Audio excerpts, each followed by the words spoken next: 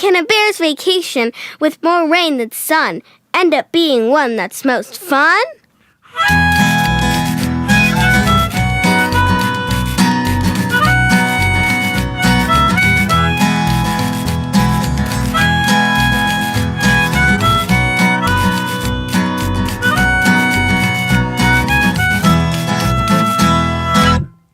The Berenstain Bears and Too Much Vacation by Stan and Chan Berenstain. Well, that's everything, said Mama Bear as she and Sister and Brother Bear held the car trunk lid so that Papa Bear could tie it down. Not quite, said Papa, running back into the treehouse. We almost forgot the camera, he said when he reappeared. What good is a wonderful vacation without photographs to remember it by? Good thinking, Papa, said Brother. May I take some pictures when we get there? And how about me? Sister wanted to know. Of course you may, said Papa as they bundled into the car. We're all going to take pictures of the most beautiful vacation the Bear family has ever had. All right now, everybody buckle up and we'll be on our way. 4 safety belts clicked into place and they left their safe, comfortable treehouse and headed for the excitement and adventure of a vacation high up in the wilds of the Great Grizzly Mountains.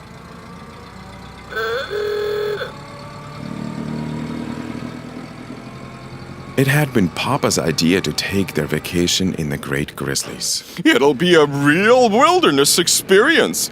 We'll live off the land. We're getting too soft here in the valley with all our supermarkets and other conveniences. When he saw the ad in the newspaper, there was no holding him. It said, Try a wilderness vacation, a lovely mountain cabin, complete with a rowboat by beautiful Crystal Lake. Ah, said Papa, painting beautiful word pictures. To wake with the rising sun and catch our breakfast from a clear mountain lake. To bathe in its sparkling water.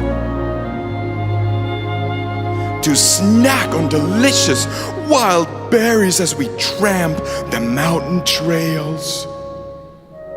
To gaze at the beauty of a mountain sunset. Then to sleep through the peace and quiet of a mountain night, far from the noise of traffic and neighbors' barking dogs.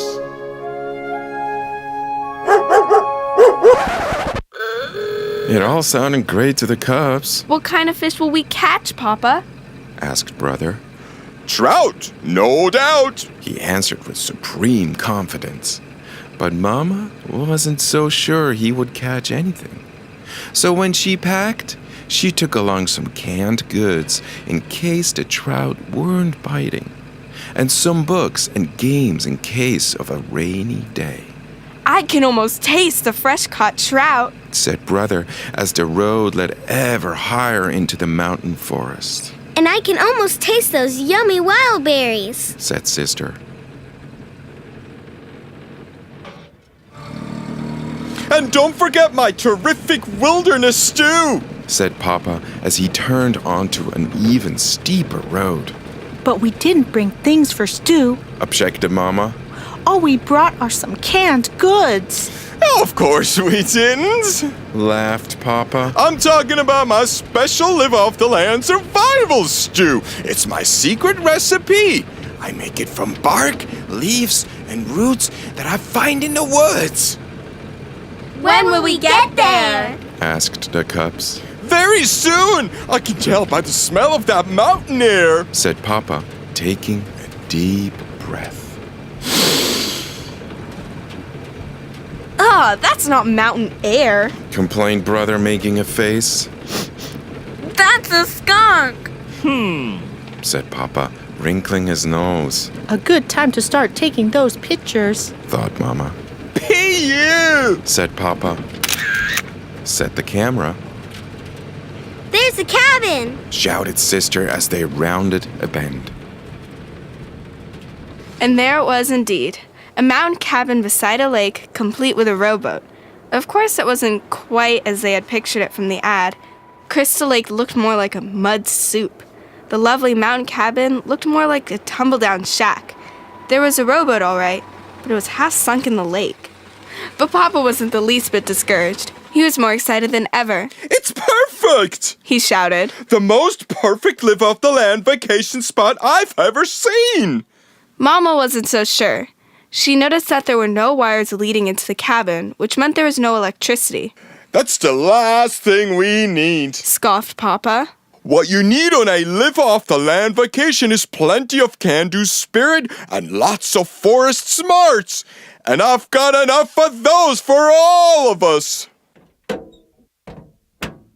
He took a cooking pot and a folding chair from the car trunk. Here, he said, making a seat for Mama. This is a vacation. You relax while I gather the fixings for my fabulous wilderness stew. And you two tidy up the cabin, he called to the cubs as he headed into the forest with a cooking pot. But Mama didn't expect to do too much relaxing on this vacation, and she wasn't surprised to find that the cabin was an even worse mess inside than it was outside. There was an ankle-deep carpet of twigs, branches, and dead leaves on the floor, and it was practically a museum of spiderwebs, cocoons, and mouse nests. Time for another picture, thought Mama. Went the mice. Went the camera. What's this? Asked Sister as she cleaned leaves out of the sink. That's a hand pump for water, answered Mama. It's just what I need. It was Papa, back with his cooking pot full of strange-looking bark, leaves, and roots. A little water for my stew. He worked the handle. The pump gurgled and squeaked, and after a while began to squirt water. Rusty brown water. But he wasn't discouraged. Just what I need for my stew, he said cheerfully. Ready-made gravy! He carried the pot outside where he had prepared a cooking fire.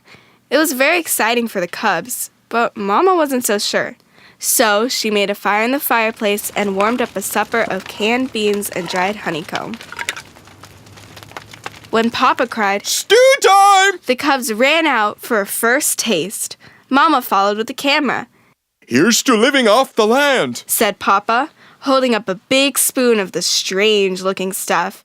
Then he, brother, and sister each took a taste. Yeah, said sister.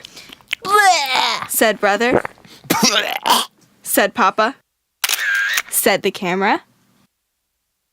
Mama Bear's supper of beans and honeycomb proved very tasty. Papa Bear stretched and yawned. Now early to bed so I can get up with the sun and catch our breakfast. The sun did rise, and it was very beautiful, but Papa snored right through it. The frogs, crickets, and owls had made such a racket during the night that he hadn't fallen asleep until just before the rising sun lit up the sky. Papa began to get a little discouraged when he went out to catch breakfast. The boat sank as soon as he stepped into it, and all he caught was a gloopy mudsucker that made snuffling noises and stared. Said the mudsucker. Said the camera. It was Papa's turn to snap the picture when Mama and the cubs tasted the wild berries. The thorns were something fierce, and the berries were so sour that even the birds puckered. Oh, my. Later, there was a perfectly beautiful sunset, but the bear family didn't get to see much of it.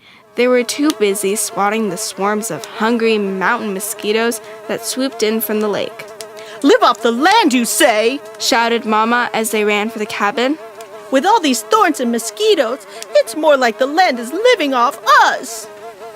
It began to rain just as they reached the cabin, but the roof leaked badly, and pretty soon there were more leaks than they had pots and pans. They spent a miserable night. By morning, they were soaked to the fur, and there was a foot of water in the front stairwell. Don't worry, said Papa.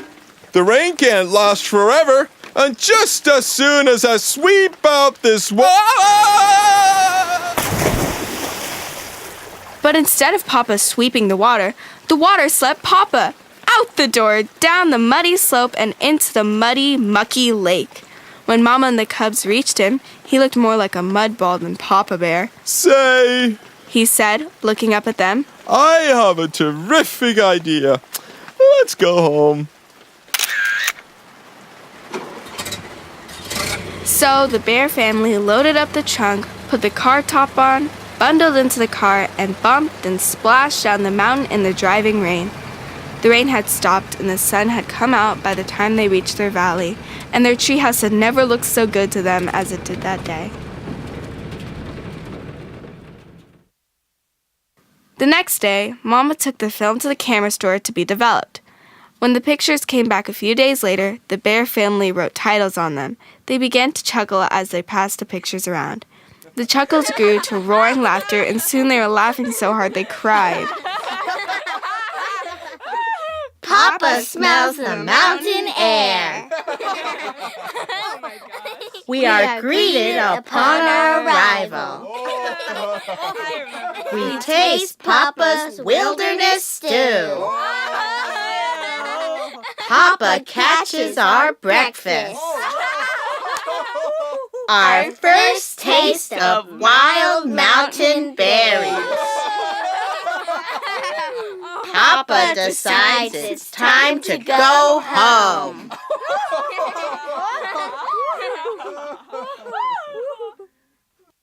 And every so often, through the years, they take out those pictures and have an absolutely wonderful time enjoying the worst vacation the bear family had ever had.